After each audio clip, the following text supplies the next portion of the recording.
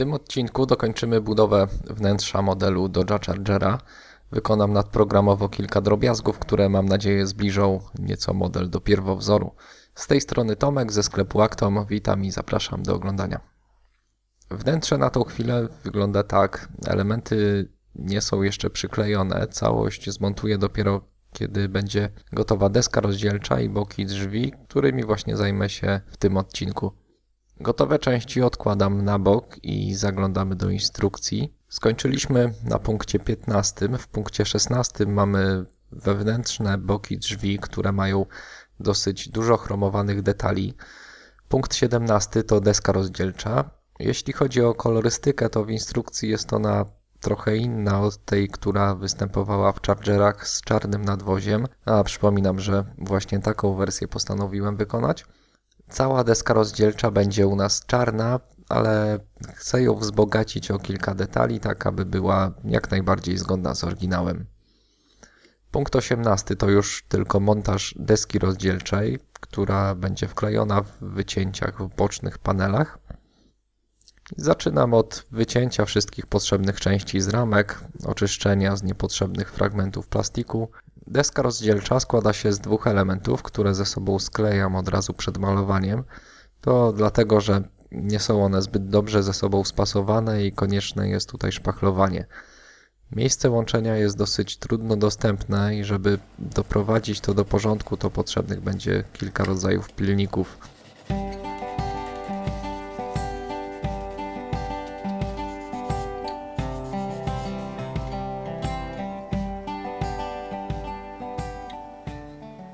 Kierownicę przyklejam od razu do kolumny i wszystkie elementy przygotowuję do malowania. Najpierw podkład.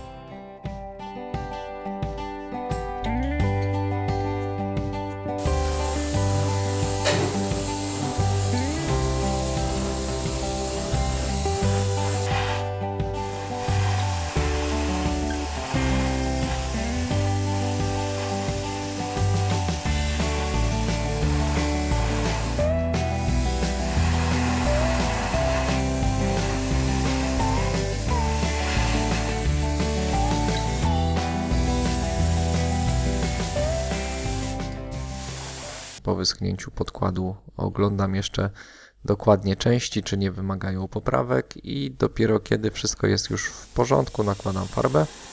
Dzisiaj będzie łatwiej, używam tylko jednego koloru, jest to półmatowa czarna farba akrylowa Tamiya X18.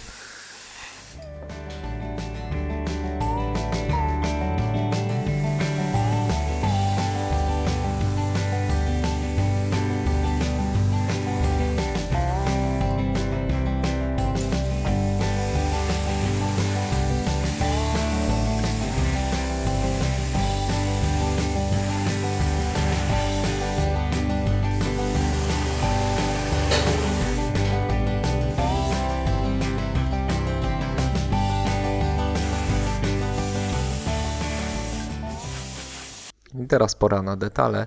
Długo zastanawiałem się, jak wykonać taką cienką, chromowaną listewkę, która biegnie przez całą szerokość deski rozdzielczej w górnym wewnętrznym narożniku. Miejsce jest bardzo trudno dostępne i ciężko byłoby to namalować. Wpadłem na pomysł, żeby spróbować zrobić taką listwę z miękkiej cyny, a dokładniej ze spoiwa lutowniczego, bo żeby być precyzyjnym, cyna to tylko jeden ze składników spoiwa, ale zostanę już przy tej potocznej nazwie, tego całkiem przydatnego zresztą w modelarstwie materiału. Mam tutaj cynę o średnicy 0,25 mm i z pomocą rzadkiego kleju cyjanoakrylowego ostrożnie wklejam ją na miejsce i stopniowo układam i dopasowuję do kształtu deski. Cyna w przeciwieństwie do zwykłego drutu jest bardzo plastyczna i ta cecha jest tutaj właśnie bardzo przydatna. Nie ma też ryzyka, że niechcąco zadrapiemy farbę, co w przypadku twardego drutu zapewne miałoby miejsce.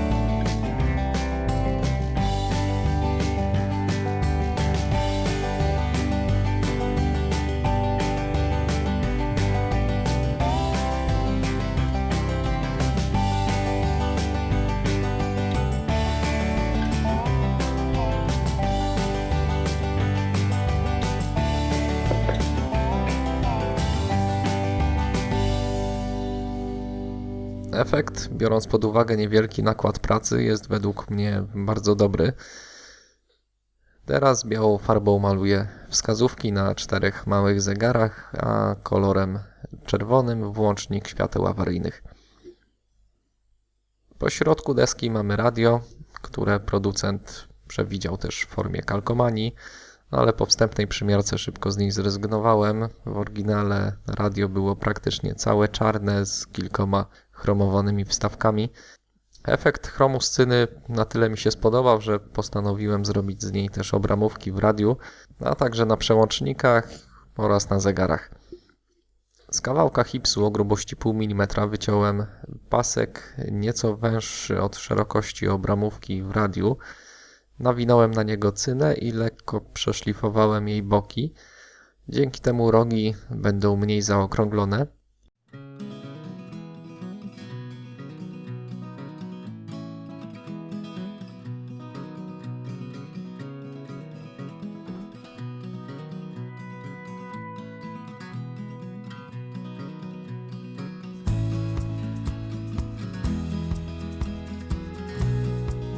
Teraz wystarczy przeciąć cynę w taki sposób i mamy kilka gotowych ramek.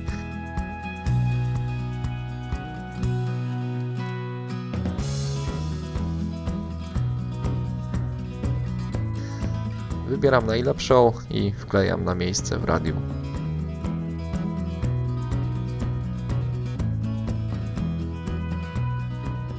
W taki sam sposób zrobię też ramki dla przełączników. Są to już na tyle małe elementy, że wklejenie ich w odpowiednie miejsce wymaga anielskiej cierpliwości. Moja cierpliwość wystarczyła na 3 takie ramki, 2 w radiu i 1 na włączniku świateł awaryjnych.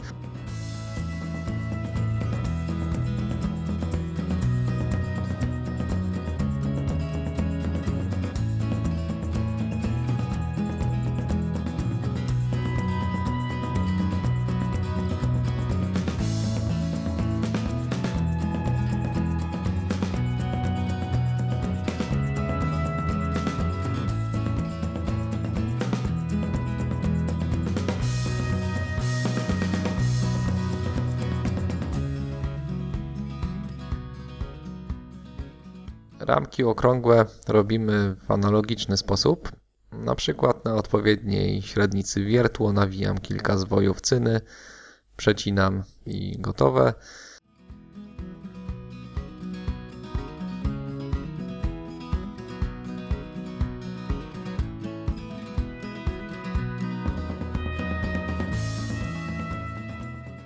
Największym wyzwaniem znowu jest wklejanie ramek na miejsce. Używam tutaj igły, którą ostrożnie aplikuję rzadki klej cyjanoakrylowy. 2 główne zegary otrzymujemy w formie kalkomanii wraz ze szkiełkami z przeźroczystego polistyrenu. Ponieważ kalki nie mają kleju na zewnętrznej stronie, to na wszelki wypadek przykleję je do szkiełek przy pomocy błyszczącego lakieru bezbarwnego.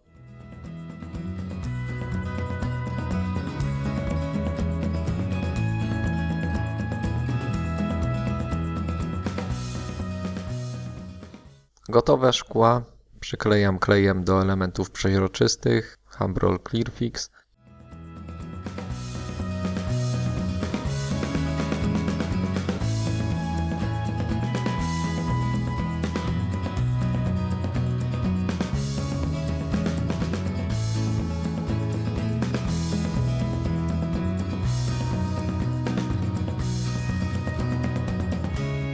Na przyciski nakładam jeszcze przy pomocy pędzelka chrom firmy Mołotow.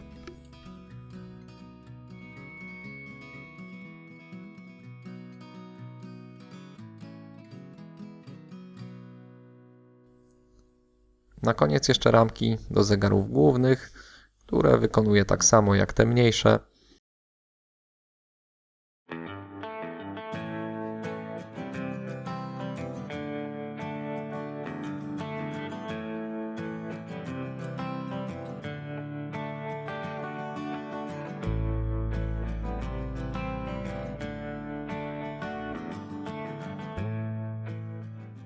Na drzwiach mamy także kilka chromowanych wstawek. Między innymi przez całą długość paneli przechodzi prosta, cienka listwa. Do jej wykonania użyję samoprzylepnej folii aluminiowej. Do kupienia jest ona bez problemu w marketach budowlanych, służy do izolacji przewodów kominowych. Także będzie to kolejny sposób na części chromowane, chyba już ostatni. Ta akurat folia ma dosyć mocny klej. Żeby go nieco osłabić, wystarczy wcześniej przykleić ją do dłoni i odkleić. Pasek folii naklejam na bok drzwi i dociskam tak, żeby było widać kształt, po którym będziemy folię nacinać.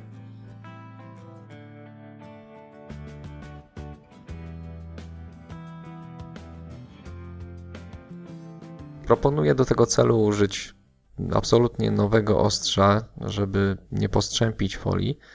Ostrożnie nacinam teraz folię na całej długości i następnie odrywam niepotrzebne fragmenty po obu stronach.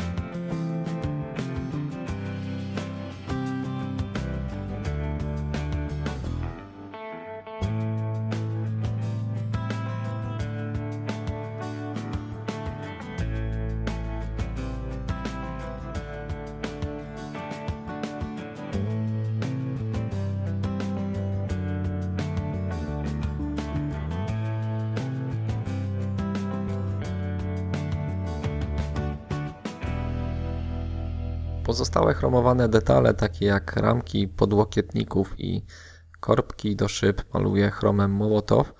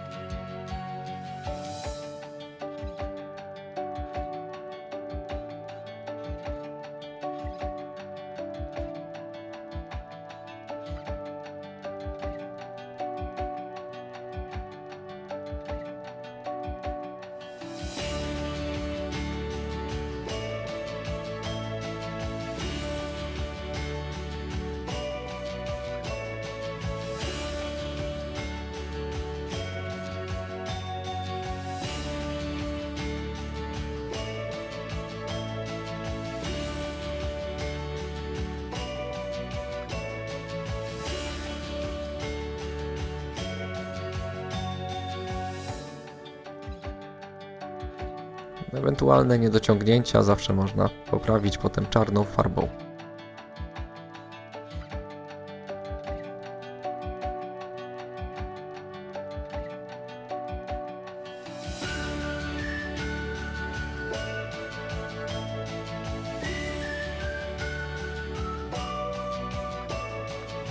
Kierownicę również pomaluję chromem, obręcz pozostaje czarna, chociaż często kierownice w Chargerach były też drewniane.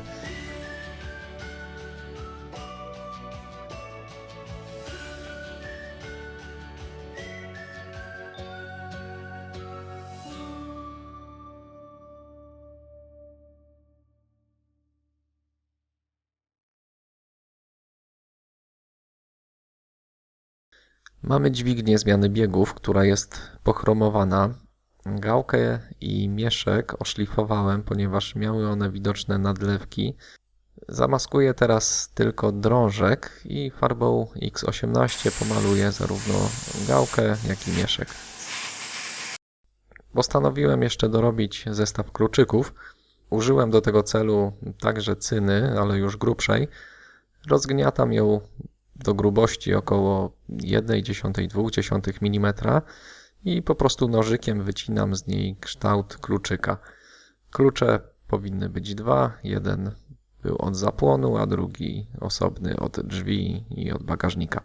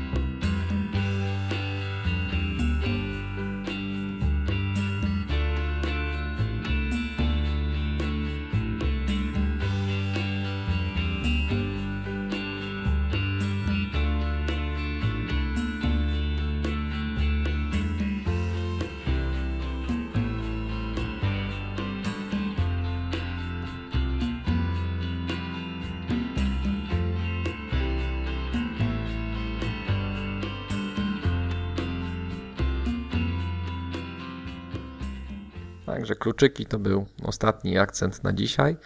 Mamy już praktycznie całe wnętrze gotowe i można zabrać się za montaż. Do sklejania większych elementów, które są już pomalowane, używam gęstego kleju cyjanoakrylowego. Warto zawsze wszystko 2 razy przymierzyć przed sklejeniem i trzeba bardzo uważać z klejem cyjanoakrylowym, ponieważ można niechcący palcem zabrudzić sobie gotową pomalowaną część.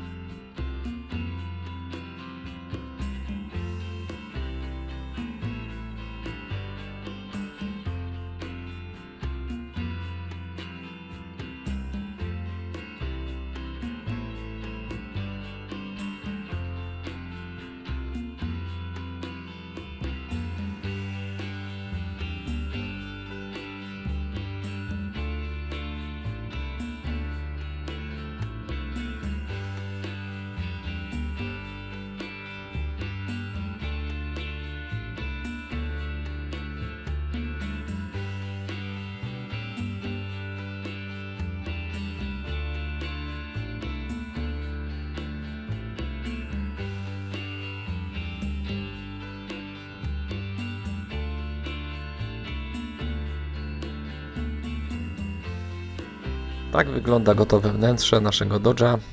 Dziękuję Wam dzisiaj za uwagę i w następnym odcinku zajmiemy się już malowaniem karoserii. Do usłyszenia, cześć!